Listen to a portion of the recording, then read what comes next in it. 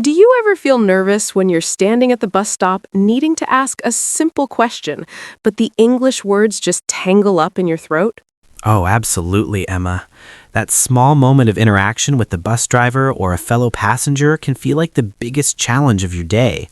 You need clear information, but you struggle to ask, bus is coming or not? Exactly.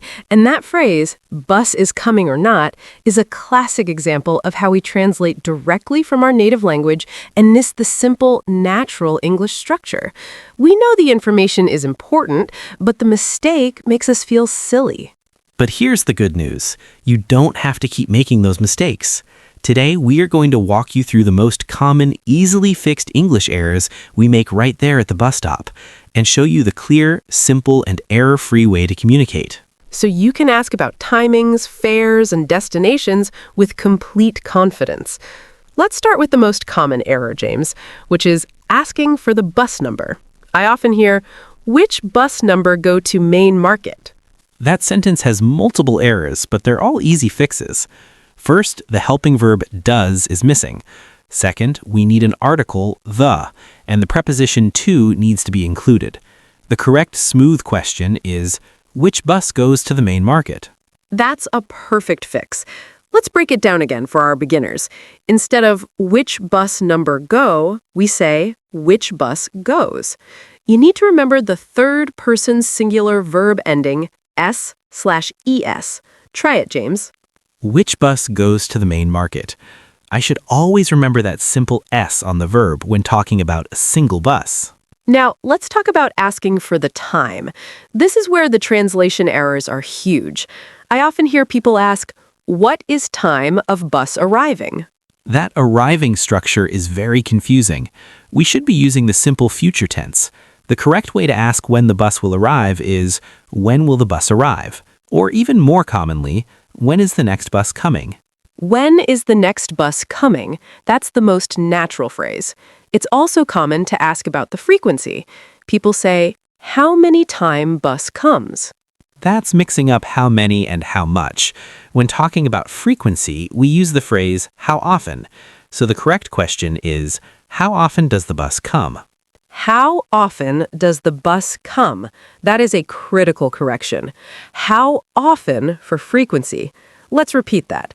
How often does the bus come? Now let's move to getting on the bus and dealing with the fare. I often hear people say, I give you $10 for ticket. The biggest error there is the word ticket. While you do get a ticket, the general term for the cost of the ride is the fare. And again, the politeness is missing. Instead of I give you, you should just state the action simply or ask a question first.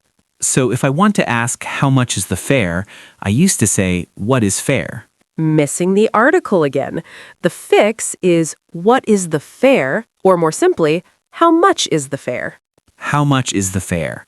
I need to be more mindful of the articles, a, an, and the. They are small words, but they change everything. They are essential.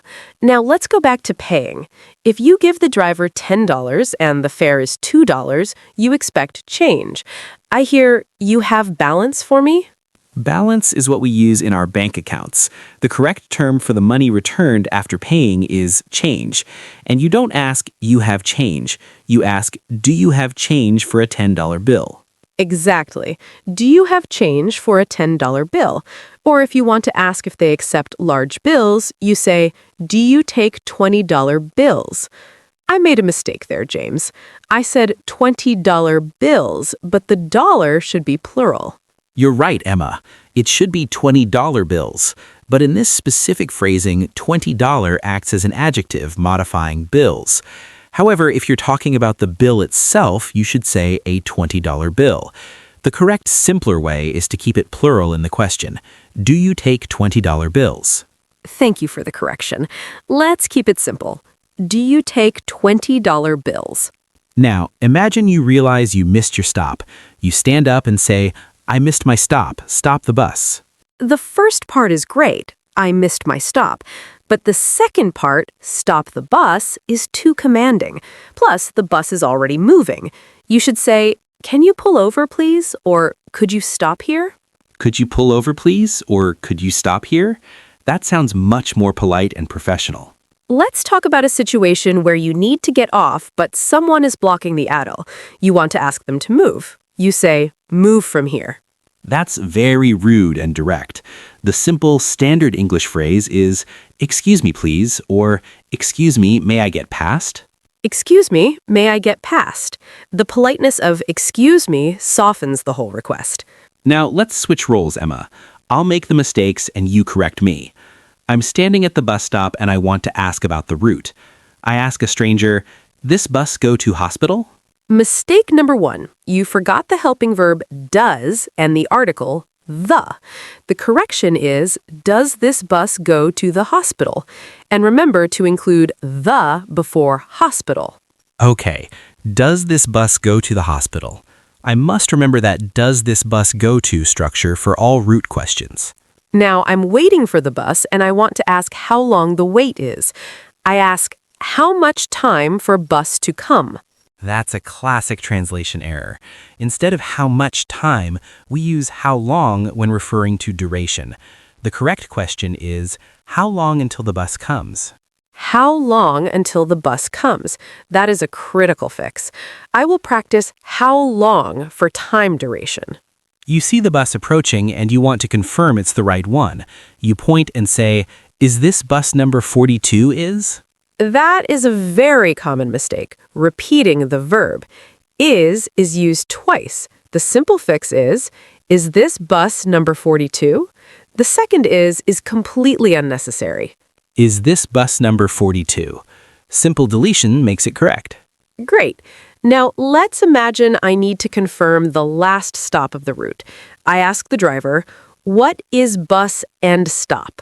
You're using a translated possessive form.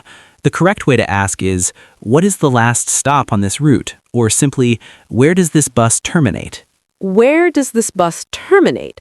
I like that word, terminate. It sounds very professional. It does, but for beginners, let's stick to the simpler one.